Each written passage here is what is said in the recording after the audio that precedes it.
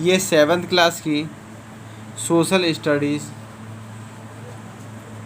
की book Cosmos है।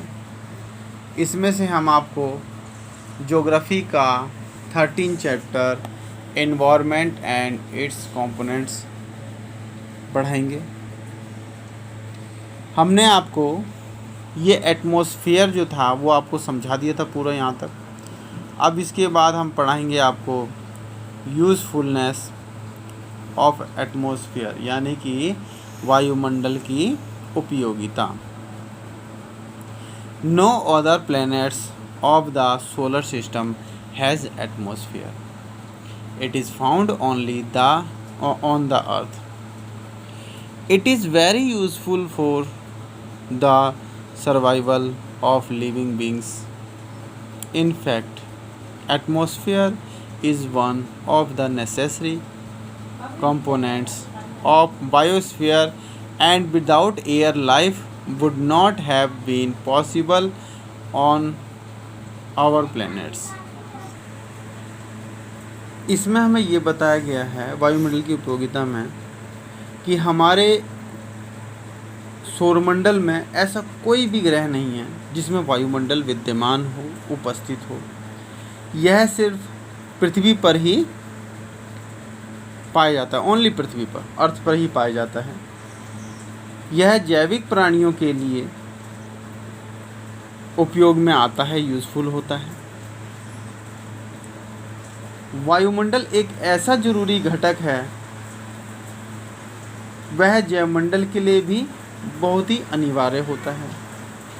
इसके बिना इस ग्रह पर जीवन संभव नहीं है। The atmosphere act as the shield around the earth and protect the earth from cosmic rays. इसमें यह बताया गया है कि वायुमंडल ने पृथ्वी को ऐसे कवच, पृथ्वी पर ऐसा एक कवच चारों तरफ से बनाया हुआ है जो पृथ्वी को अंतरिक्ष की किरणों से बचाता है। It act as a shield and protect the earth from the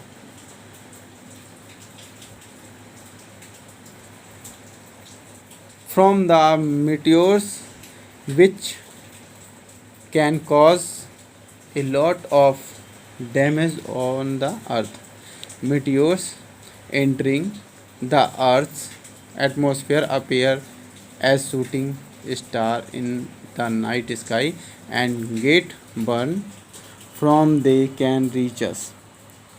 A large number of meteors have hit the moon and thus many cages and found on its surface. इसमें ये बताया गया है आपको कि it acts as the shield. यह एक कवच की भांति जो है ना, जो एटमॉस्फेयर है वो पृथ्वी को, उल्का जो पिंड होते हैं, इसको उल्का पिंड होते हैं, जो क्षुद्र ग्रह के छोटे छोटे जो टुकड़े होते हैं वो उसको उल्का पिंड बोलते हैं। तो यह एक कवच की भांति पृथ्वी को उल्का जो पिंड होते हैं उनसे बचाता है, डैमेज होने से पृथ्वी को बचाता है। उल्का पिंड पृथ्वी, जैसे ही उल्का पिंड पृथ्वी के वायुमंडल में घुसते हैं वह एक टूटता हुआ तारे की तरह दिखाई देता है, जो चलता हुआ प्रतीत होता है काफ़ी तीव्र गति से। उस समय वह जलने लगता है। बहुत बड़ी संख्या में, a large number of metal, हाँ, बहुत बड़ी संख्या में जो है वो उल्का जो पिंड होते हैं वो चंद्रमा से टकराते हैं, जिसमें कि चंद्रमा की सतह पर जो है वो बहुत बड़े बड़े गड्ढे देखने को मिलते हैं।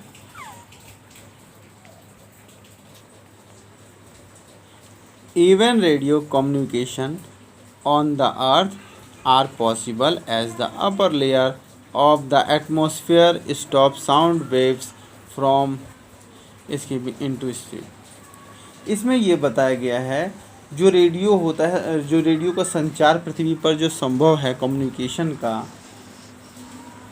इसलिए संभव है क्योंकि वायुमंडल को ऊपरी सतह उसकी जो साउंड वेव्स होती है को अंतरिक्ष के बाहर जाने से रोकती है। इसीलिए पृथ्वी पर रेडियो कम्युनिकेशन संभव है। अगला है हमारे पास लिथोस्फीयर। लिथोस्फीयर मतलब भूमंडल। ये इसमें भूमि के बारे में हमें पढ़ने को मिलेगा। The solid hard surface of the earth is called lithosphere. The word litho means rocks and stone and sphere means dome. So the terms and sphere means lithosphere can be described as rock sphere. Lithosphere has an average thickness of about 100 km. The average thickness is more in the continents as compared to the oceans. We live on this hard outer shell of the earth. The surface of the earth is not is same everywhere. It has plains, mountain, plateaus, etc. People not only build their houses on it. Most of the food supply also comes from this sphere only. From the better understanding of the outer shell of the earth, one has to know some fact about the internal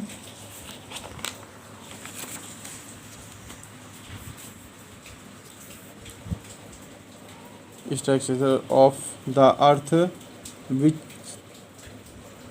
we shall study in the next chapter. इसमें lithosphere यानी कि भूमंडल में यह समझाया गया है कि भूमि की जो सॉलिड हार्ड जो सरफेस होता है, भूमि का जो सख्त सतह है को भूमंडल कहते हैं। इसमें जो है जो वर्ड बना है लिथोस्फीयर, यानी कि लिथो मतलब जो भू मतलब जो होता है, लिथो मतलब भू होता है, मतलब चट्टान होता है, पत्थर होता है, और मंडल मतलब प्रांत से होता है। भूमंडल चट्टानी मंडल कहलाता है या चट्टानी मंडल होता है। भूमंडल सख्त होने के साथ साथ इसकी परत को भी जो होती है वो उसकी थिकनेस यानी कि जो उसकी मोटाई, एवरेज मोटाई होती है वो लगभग 100 किलोमीटर तक होती है। हम सभी इसी भूमंडल में रहते हैं। पृथ्वी की सतह हर जगह एक समान नहीं होती है। कहीं पर पठार होता है, कहीं पर्वत होती हैं, कहीं पर मनुष्य अपने लिए घर बनाता है, और वह घर ही नहीं बल्कि अनाज उगाने के लिए खेत वगैरह बनाता है और उसमें खेती भी करता है। हमें जो है इसकी बाहरी चीज़ों को जानने के लिए इसके इंटरनल जो होते हैं, इंटरनल जो परतें होती हैं, पृथ्वी की परतें होती हैं ना, बाहरी चीज़ों को जानने के लिए इसकी इंटरनल परतों को भी जानना अत्यंत आवश्यक है। The earth which we shall study in the next chapter. हम जो है इनके बारे में अगले अध्याय में इसका अध्ययन करेंगे। अब अगला आता है हमारे पास हाइड्रोस्फीयर। हाइड्रोस्फीयर क्या होता है? जलमंडल। जलमंडल बहुत ही उपयोगी चीज़ है पृथ्वी के लिए। All the water bodies present on the earth are collectively called hydrosphere. सारे जल समूह जो पृथ्वी पर स्थित हैं वह जलमंडल कहलाते हैं, चाहे वो किसी भी रूप में हो, चाहे वह रिवर के रूप में हो, नदियों के रूप में हो, लेक के रूप में हो, सी के समुद्र के रूप में हो, ओशियंस के रूप में हो, सागर के रूप में हो, ये सब जो है वो आप हाइड्रोस्फीयर कह सकते हैं, यानी कि जलमंडल कह सकते हैं। तो ये कहाँ कहाँ पाए जाते हैं? नदियों में, तालाब में, झील में, समुद्र में इस मंडल को पर्याप्त मात्रा में पाया जाता है। This sphere more than 70% of the earth's surface is covered with water. Continents and like West Iceland floating in the oceans. On the other hand, oceans are the major links between land masses. Water supports all form of life on the earth and is very crucial for our survival. Besides, water has a moderate effect on the climate of regions near the coastal oceans, provide us with food and minerals. Even in the seaweed deposit of minerals, oils and gases are found. इसमें ये बताया गया है जलमंडल में कि सबसे पहले तो हमें यह है कि ये सब जो है नदियों में मिलता है, झीलों में, समुद्र में इस मंडल को पाया जाता है, जलमंडल को पाया जाता है। और पृथ्वी की सतह पर 70% से भी ज़्यादा पानी इस मतलब जो है वो स्थित है। जल पृथ्वी पर जीवन को संभव बनाता है, क्योंकि जल के बिना जीवन संभव नहीं है। समुद्र हमें जल और ये जो समुद्र जो होता है वो हमें पानी के साथ साथ,